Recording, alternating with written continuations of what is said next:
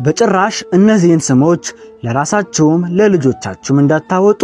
ምክንያቱም እነዚህን ስሞች ከተጠቀማችሁ በራሳችሁ ፍቃድ በራሳችሁ ላይ መቅሰፍትን ታመጣላችሁ። ታዲያ እነዚህን ስሞች ባለማወቅ አውጥታችሁ ከሆነ መፍትሄው ምንድነው ማለታችሁ አይቀርም።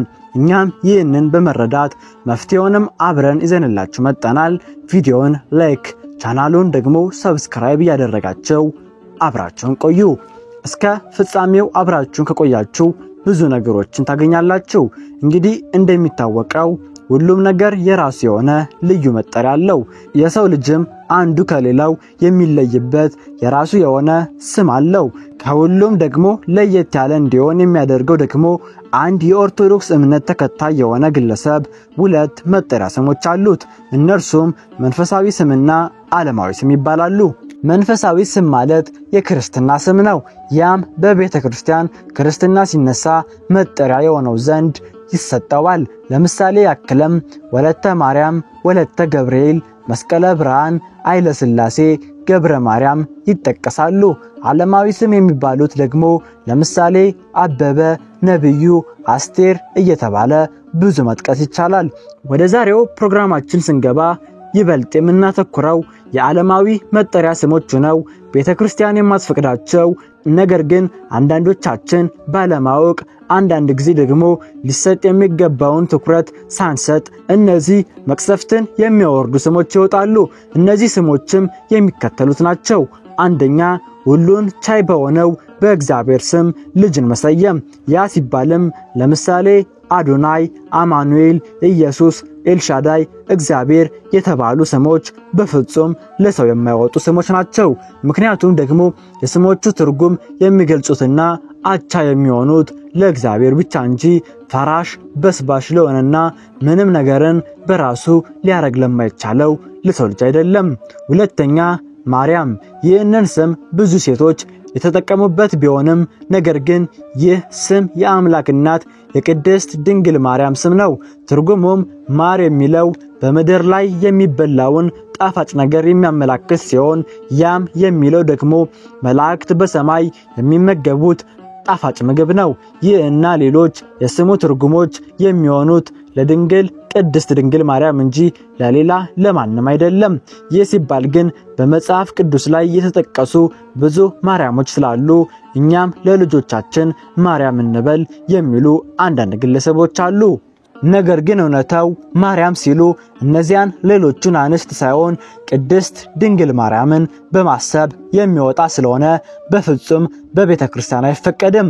ሶስተኛ የመላእክት ስም። ለምሳሌ ገብርኤል፣ ሩፋኤል፣ ሚካኤል፣ ሱራፌል፣ ኪሩቤል፣ ኡራኤል ወዘተ እነዚህ ስሞች እግዚአብሔርን እንዲያመሰግኑ እግዚአብሔር የፈጠራቸው የመላእክት መጠሪያ ስሞች ናቸው። ትርጉሙም ለምሳሌ ገብርኤል ማለት አምላክ ሰው ሆነ፣ ሰው አምላክ ሆነ ማለት ሲሆን ሚካኤል ማለት ደግሞ እንደ እግዚአብሔር ያለ ማን ነው ማለት ነው። በተመሳሳይ የሌሎችም መላእክት ስም እግዚአብሔርን የሚገልጽና አገልግሎታቸውንም የሚገልጽ ነው። በስማቸው መጨረሻ ላይ የሚገኘው ቃል ማለትም ገብርኤል፣ ሚካኤል፣ ሩፋኤል፣ ኡራኤል አስተውላችሁ ከሆነ በስማቸው መጨረሻ ላይ ኤል የሚል ቃል ይገኛል። ይህም ደግሞ የእግዚአብሔር ስም ነው። ትርጉሙም አምላክ ማለት ነው። ስለሆነም እነዚህን ስሞች ለልጆቻችንም ሆነ ለራሳችን ማውጣት የለብንም። ታዲያ እንደዚህ ከሆነ ከዚህ በፊት ባለማወቅ እነዚህን ስሞች ያወጣ ወይም በእነዚህ ስሞች የሚጠራ ግለሰብ ምን ያደርግ?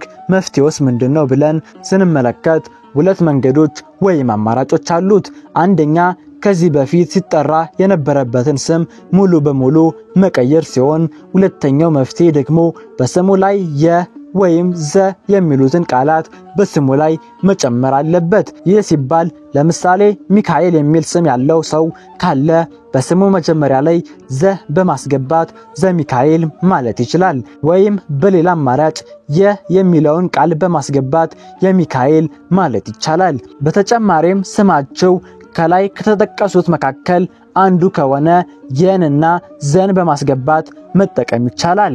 ለምሳሌ ከዚህ በፊት ሱራፌል የሚባል ሰው ካለ ዘሱራፌል ወይም የሱራፌል በማለት መጠቀም ይቻላል። እንደዚህም በማድረግ ከእግዚአብሔር ቁጣና መቅሰፍት ራስን ማዳን ይቻላል። ሌላው ነገር ደግሞ ከዚህ በፊት ከላይ የጠቀስናቸውን ስሞች ለሰው ልጅ ብቻ ሳይሆን ለድርጅቶችም ስም አድርጎ መጠቀም አይቻልም።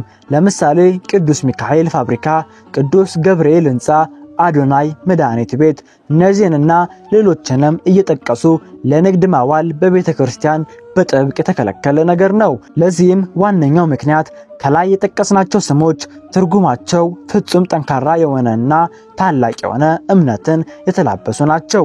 ድርጅቶቻችን እንዲሁም እኛ ደግሞ ዓለማዊ እስከሆንን ድረስ ስማችን ግብራችንን ሊጠቅስ የግድ ይለዋል።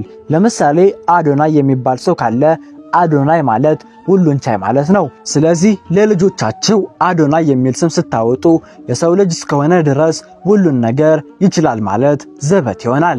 ከእግዚአብሔር በስተቀር ሁሉን የሚችል ማንም የለም። ስለዚህ ያ ስም ሊሆን የሚችለው ለእግዚአብሔር እንጂ ለሰው ልጅ አይደለም። በፊት እንደተነጋገርነው ወይም ዘን በስሙ መጀመሪያ ላይ በማስገባት የአዶናይ ወይም ዘአዶናይ ማለት ትችላላችሁ። ይህ ሲባል ግን የንና ዘን ጨምረንም ቢሆን ለድርጅቶቻችን ስም ማውጣት አንችልም። ማለትም እንደቀደሙ የሚካኤል ፋብሪካ፣ የአዶናይ ምግብ ቤት የመሳሰሉትን መጠቀም አንችልም። እዚህ ላይ ግን ልብ ልትሉት የሚገባው ነገር እስካሁን የዘረዘርናቸው ስሞች ቤተክርስቲያን የማትፈቅዳቸው ለዓለማዊ ስም እንጂ ለስመ ክርስትና አይደለም። ምክንያቱም በምንጠመቅበት ሰዓት የክርስትና ስም የሚወጣው ሚካኤል፣ ገብርኤል፣ ማርያም ሳይሆን የሚባለው አስካለ ማርያም፣ ወለተ ማርያም ወዘተ ሚካኤል ሳይሆን አይለ ሚካኤል፣ ገብርኤል ሳይሆን ብስራተ ገብርኤል ይቀጥላል። ቤተክርስቲያንም የራሷ ስርዓት ስላላት ይህንን ስርዓት በመጠቀም ራሳችንንም ይሁን ልጆቻችንን ከሚመጣው መቅሰፍት መጠበቅ ይቻላል። እንግዲህ ውድ ተመልካቾች የዛሬውን ቪዲዮ በዚሁ እናበቃለን። ነገር ግን ይህንን መልእክት ለራስ ብቻ ሰምቶ ዝም ማለት አግባብ አይደለምና ሰዎች ባለማወቅ ስህተት እንዳይሰሩ ይህንን ቪዲዮ ሼር በማድረግ ይተባበሩን።